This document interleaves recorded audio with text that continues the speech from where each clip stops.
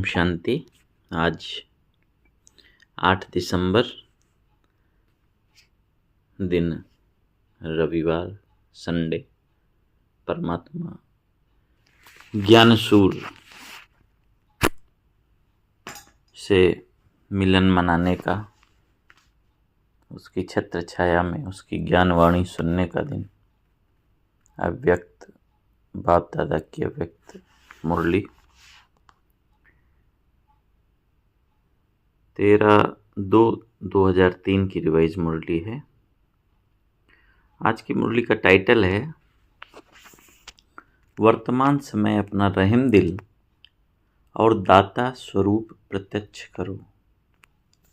वर्तमान समय अपना रहम दिल और दाता स्वरूप प्रत्यक्ष करो। ओम शांति। आज वरदाता पाप अपने ज्ञान दाता, शक्ति दाता, गुण दाता, परमात्म संदेशवाहक बच्चों को देख रहे हैं। कितने टाइटल दिए बाबा ने? ज्ञानदाता, शक्तिदाता, गुणदाता और परमात्म संदेशवाहक बच्चों को देख रहे हैं। ये टाइटल, ये सम्मान है ना, बाबा सिखाता है ना, क्या अपने विचार रखने हैं, किन सम्मानों में विचरण करना है। तो बाबा वो मेहनत भी नहीं देता है ना। हर एक बच्चा मास्टर दाता बन आत्माओं को बाप के समीप लाने के लिए दिल से प्रयत्न कर रहे हैं। हर एक बच्चा मास्टर दाता बन आत्माओं को समीप लाने के लिए दिल से प्रयत्न कर रहे हैं। विश्व में अनेक प्रकार की आत्माएं हैं। किन आत्माओं को ज्ञान अमृत चाहिए, अन्य आत्माओं को शक्ति चाहिए, किसी को गुण चाहिए, और आप बच्चों के पास सर्व अखंड खजाने। ऐसे नहीं कोई मांगने आए तो बोला हमारे पास ही इस चीज़ की कमी है ना। कई होता है ना, आपस में रू रियान करते हैं, तो कोई अपनी कमजोरी बताएगा, अपना दुखड़ा गाएगा, तो दूसरा उससे ज़्यादा दुख दिखाता है। तो ऐसा नहीं करना है। तो कोई भी आत्मा कोई ज्ञान की प्यासी है, कोई शक्ति की प्यासी है, तो उन आत्माओं की आस पूरी करनी है, उनको दान देना है। आप बच्चों के पास अखंड खजाने हैं। हर एक आत्मा की कामना पूर्ण करने वाले हो। दिन प्रतिदिन समय समाप्ति का समीप आने के कारण अब आत्माएं कोई नया सहारा ढूंढ रही हैं। तो आप आत्माएं नया सहारा देने के निमित्त बनी हो। नया सहारा माने जो उनको सच्ची सुख शांति की अनुभूति करा सके। बहुत प्रयत्न कर लिया ना उन्होंने, भक्ति, जप, तप, दान, पुण्य, साधु संत महात्माओं की दर दर की ठोकरें खाकर अब नया सहारा ढूंढ रही हैं। तो बाबा ने बोला कि आप नया सहारा देने के निमित्त हो। बाप दादा बच्चों के उमंग उत्साह को देख खुश हैं। एक तरफ आवश्यकता है और दूसरी तरफ उमंग उत्साह है। आवश्यकता के समय एक बूंद का भी महत्व होता है, तो इस समय आपकी दी हुई अंजलि का संदेश का भी महत्व है। वर्तमान समय आप सभी बच्चों का रहम दिल और दाता स्वरूप प्रत्यक्ष होने का समय है। आप ब्राह्मण आत्माओं के अनादि रूप में भी दातापन के संस्कार भरे हुए हैं।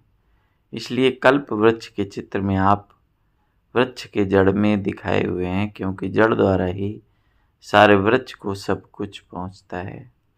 आपका आदि स्वरूप देवता स्वरूप, उसका अर्थ ही है देवता अर्थात देने वाला है ना। 5 स्वरूप में अनादि स्वरूप मतलब आत्मिक स्वरूप। आदि स्वरूप कौन सा है? हमारा देवी देवता का स्वरूप। तो उसमें भाव बनता है कि आप देवता अर्थात देने वाला, और आपका मध्य का स्वरूप है पूज्य। तो मध्य समय में पूज्य रूप में आप वरदान देने वाले, दुआएं देने वाले, आशीर्वाद देने वाले दाता रूप हो। तो आप आत्माओं का विशेष स्वरूप ही है कौन सा? दातापन का। तो अभी भी परमात्म संदेश वाहक बन विश्व में बाप की प्रत्यक्षता का संदेश फैला रहे हैं।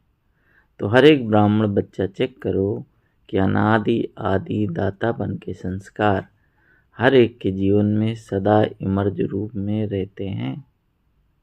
कैसे करना है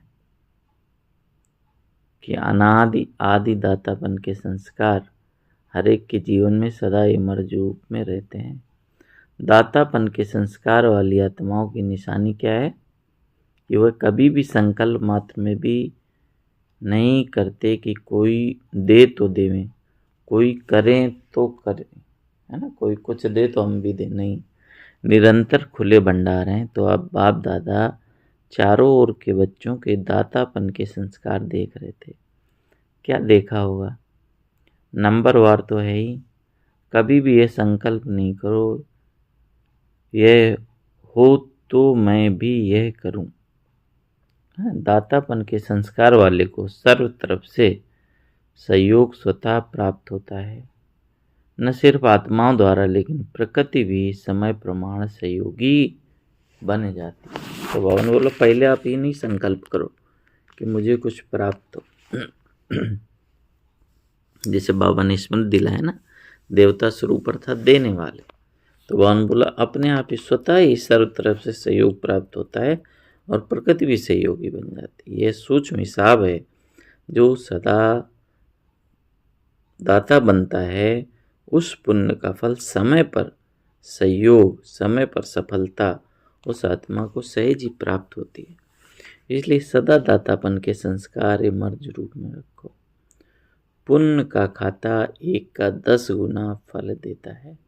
तो सारे दिन में नोट करो कि संकल्प द्वारा, वाणी द्वारा, संबंध संपर्क द्वारा पुण्य आत्मा बन पुण्य का खाता कितना जमा किया, है ना। क्या चेक करना है?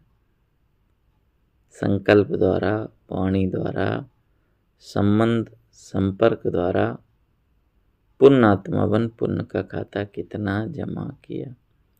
मनसा सेवा भी पुण्य का खाता जमा करती है। वाणी द्वारा किसी कमजोर आत्मा को खुशी में लाना, परेशान को शान की स्मृति में लाना, दिल शिकस्त आत्मा को अपनी वाणी द्वारा उमंग उत्साह में लाना, संबंध संपर्क से आत्मा को अपने श्रेष्ठ संग का रंग अनुभव कराना, इस विधि से पुण्य का खाता जमा कर सकते हो। इस जन्म में इतना पुण्य जमा करते हो जो आधा कल्प पुण्य का फल खाते हो और आधा कल्प आपके जड़ क्षेत्र पापी आत्माओं को वायुमंडल द्वारा पापों से मुक्त करते हैं।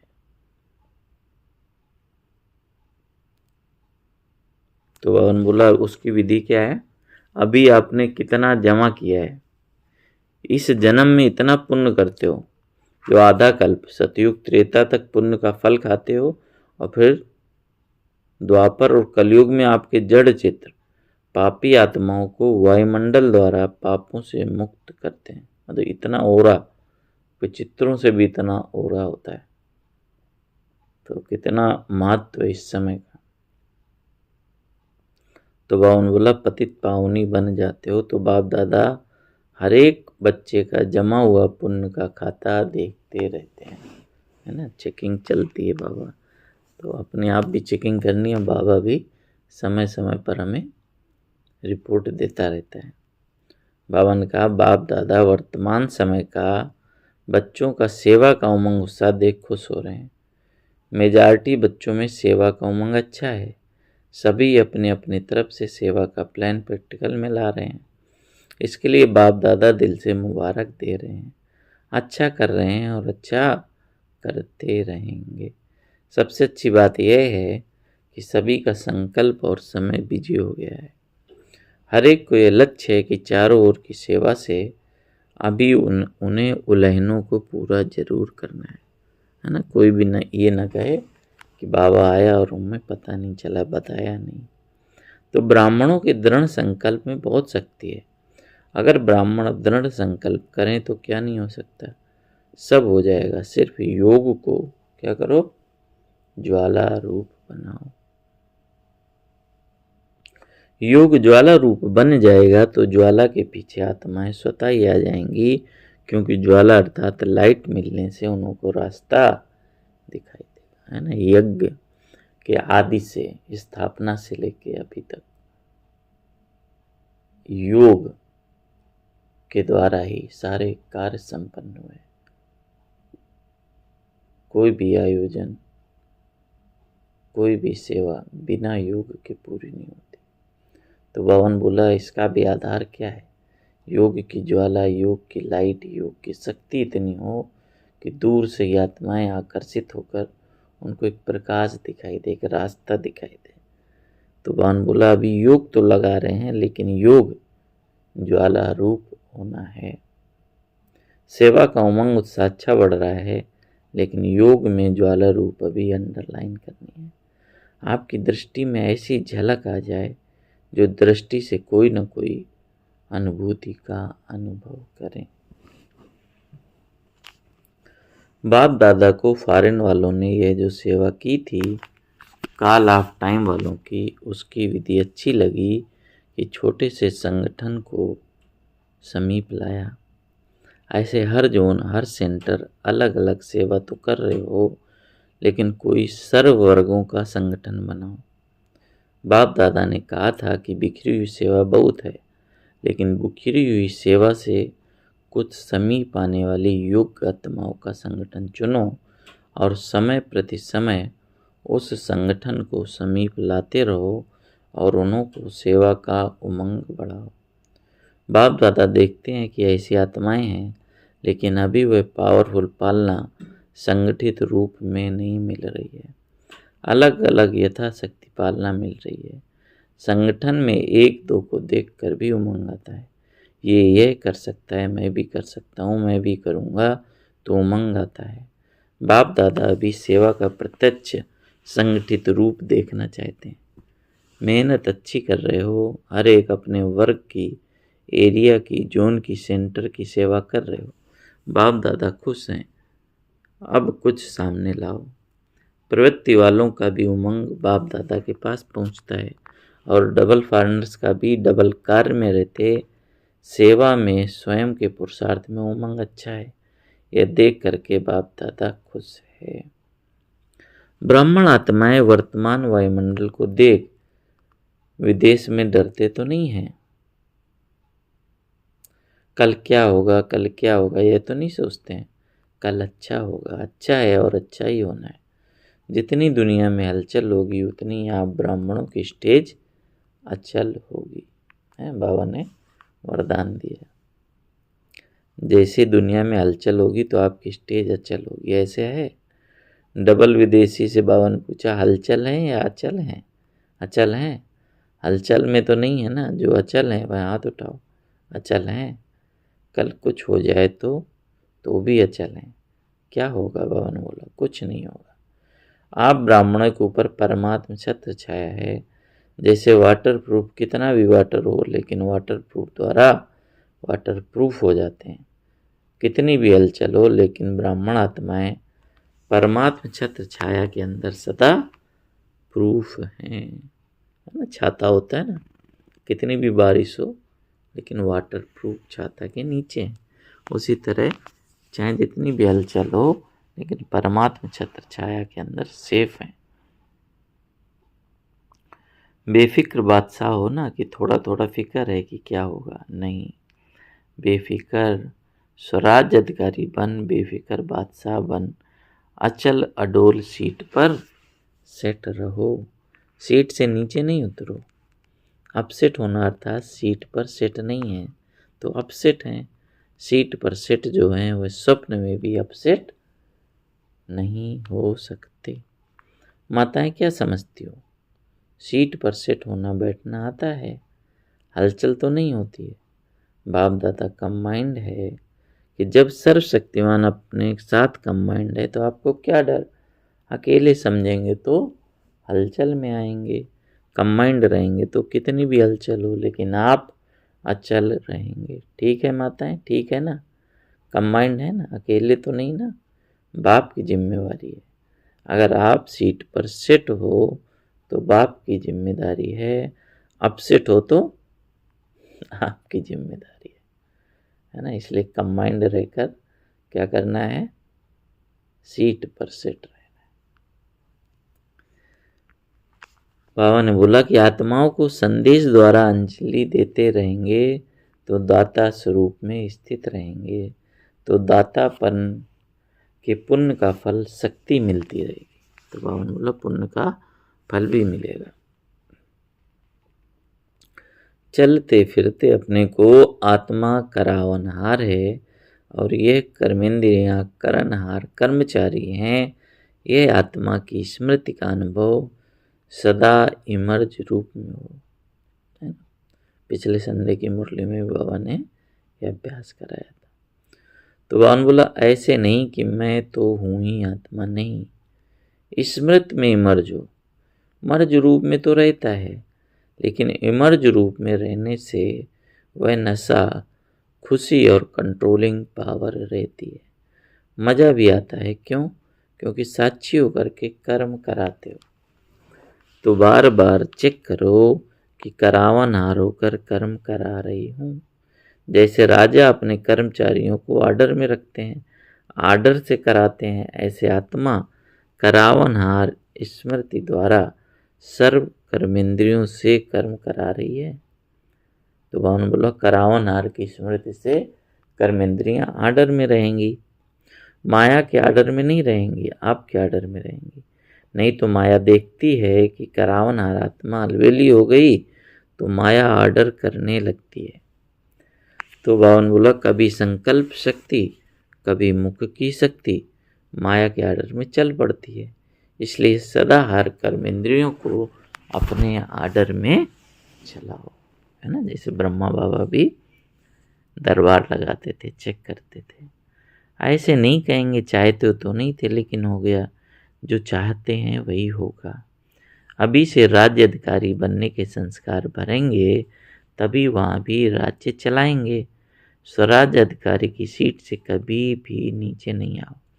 अगर कर्मेंद्रियां आर्डर पर रहेंगी तो हर शक्ति भी आपके आर्डर में रहेगी। जिस शक्ति की जिस समय आवश्यकता है उस समय पर हाजिर हो जाएगी। ऐसे नहीं कि काम पूरा हो जाए और आप आर्डर करो, सहन शक्ति आओ, काम पूरा हो जाए फिर आए। हर शक्ति आपके आर्डर पर जी हाजिर होगी, क्योंकि यह शक्ति किसकी देन है? परमात्मा की देन है। तो परमात्मा देन आपकी चीज हो गई, तो अपनी चीज को जैसे भी यूज करो, जब भी यूज करो, ऐसे ये सर्व शक्तियाँ आपके आर्डर पर रहेंगी। सर्व कर्मेंद्रियां आपके आर्डर पर रहेंगी। इसको कहा जाता है स्वराज्य अधिकारी, मास्टर सर्वशक्तिवान। ऐसे है पांडवों से पूछ रहे बाबा। मास्टर सर्वशक्तिवान भी हैं और स्वराज्य अधिकारी भी हैं। ऐसे नहीं कहना कि मुख से निकल गया। किसने आर्डर दिया जो निकल गया? देखना नहीं चाहते थे, देख लिया। करना नहीं चाहते थे, कर लिया। ये किसके आर्डर पर होता है? इसको अधिकारी कहेंगे या अधीन कहेंगे। तो अधिकारी बनो, अधीन नहीं बनो। अच्छा, बाप दादा कहते हैं जैसे अभी मधुवन में सब बहुत बहुत खुश हो, ऐसे ही सदा खुश आबाद रहना। रूही गुलाब है ना, देखो चारों ओर देखो, सभी रूही गुलाब, खिले हुए गुलाब हैं, मुरझाए हुए नहीं हैं, खिले हुए गुलाब हैं। तो सदा ऐसे ही खुश नसीब और खुशनुमा चेहरे में रहना। कोई आपके चेहरे को देखे तो आपसे पूछे कि क्या मिला है, आप बड़े खुश हो। हर एक का चेहरा बाप का परिचय दे। जैसे चित्र परिचय देते हैं, ऐसे आपका चेहरा बाप का परिचय दे कि बाप मिला है। इतना खुशी चेहरे पे हमेशा। तो बावन बोला सब ठीक है, विदेश वाले भी पहुंच गए। अच्छा लगता है ना यहाँ, मोहनी बहन न्यूयॉर्क वाले से। चलो हलचल सुनने से तो बच गई। अच्छा किया है, सभी इकट्ठे पहुंच गए हैं, बहुत अच्छा किया है। अच्छा, डबल फॉरनर्स, डबल नशा है ना। कहो इतना नशा है जो दिल कहता है कि अगर हैं तो हम डबल विदेशी हैं। बहुत कितना उमंग उत्साह भरता है। तो बावन बोला डबल नशा क्या है? स्वराज्य अधिकारी सो विश्व अधिकारी। डबल नशा है ना। बाप दादा को भी अच्छा लगता है। अगर किसी ग्रुप में डबल विदेशी नहीं होते हैं तो अच्छा नहीं लगता। विश्व का पिता है ना, तो विश्व के चाहिए ना, सब चाहिए। माताएं नहीं हो तो भी रौनक नहीं, पांडव नहीं हो तो भी रौनक कम हो जाती है। देखो जिस सेंटर पर कोई पांडव नहीं, सिर्फ माताएं हो तो अच्छा लगेगा, सिर्फ पांडव हो शक्तियाँ नहीं हो तो भी सेवा केंद्र का श्रृंगार नहीं लगता। दोनों चाहिए, बच्चे भी चाहिए। बच्चे कहते हैं हमारा नाम क्यों नहीं लिया, बच्चों की भी रौनक है है ना। तो बाबा ने सभी आत्माओं के बारे में बोला। अच्छा, अभी 1 सेकंड में निराकारी बन निराकार बाप की याद में लवलीन हो जाओ। ड्रिल करो 1 सेकंड की। निराकार आत्मा बन निराकार बाप की स्मृति में लवलीन खो जाओ, उसके प्यार में, उस अनुभूति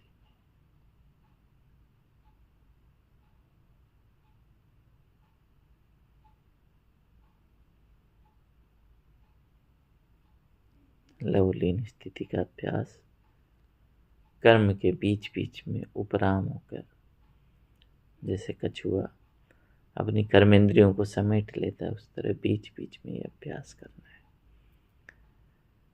बाबा ने वरदान दिया,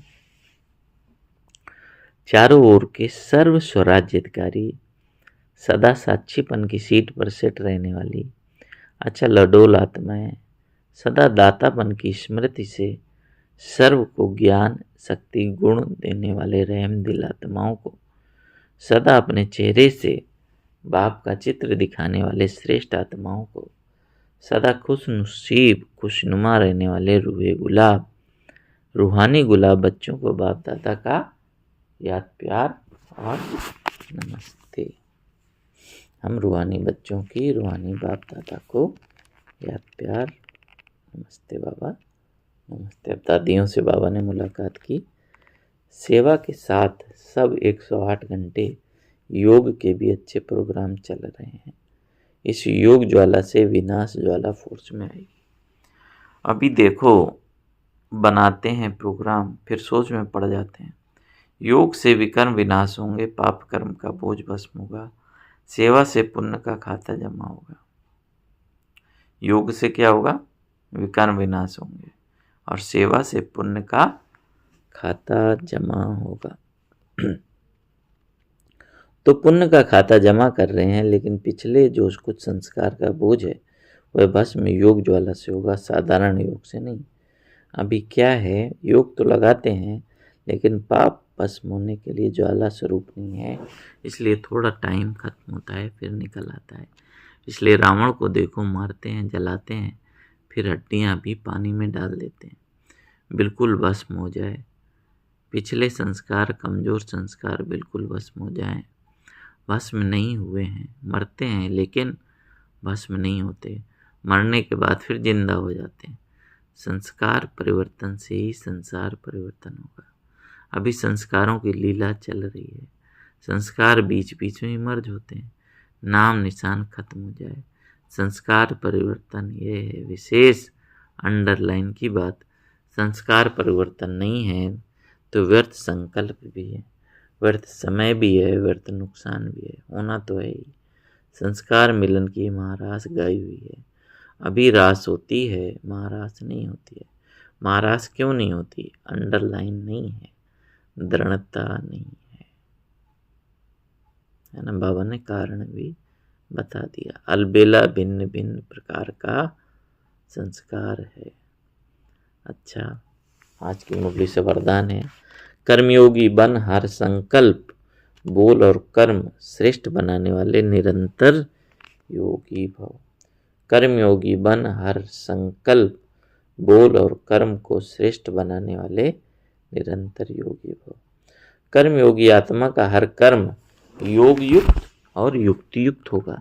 अगर कोई भी कर्म युक्ति युक्त नहीं है तो समझो योग युक्त नहीं है।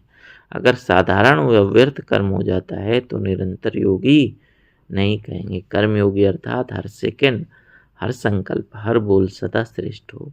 श्रेष्ठ कर्म की निशानी है कि स्वयं भी संतुष्ट और दूसरे भी संतुष्ट, ऐसी आत्मा ही निरंतर योगी बनती है। स्लोगन है, स्वयं प्रिय लोकप्रिय और प्रभु प्रिय आत्मा ही वरदानी मूर्त है। स्वयं प्रिय लोकप्रिय और प्रभु प्रिय आत्मा ही वरदानी मूर्त है। अच्छा, ओम शांति। तो आज बाबा ने जो स्मृति दिलाई, हमेशा दाता बन के संस्कार देने की भावना है ना, तो उस स्वरूप में स्थित होना है। तो बाबा ने बताया सेवा से क्या होगा, पुण्य का खाता जमा होगा और योग से विकर्म विनाश होंगे। तो उस अभ्यास को बढ़ाना है। अच्छा, ओम शांति, ओम शांति।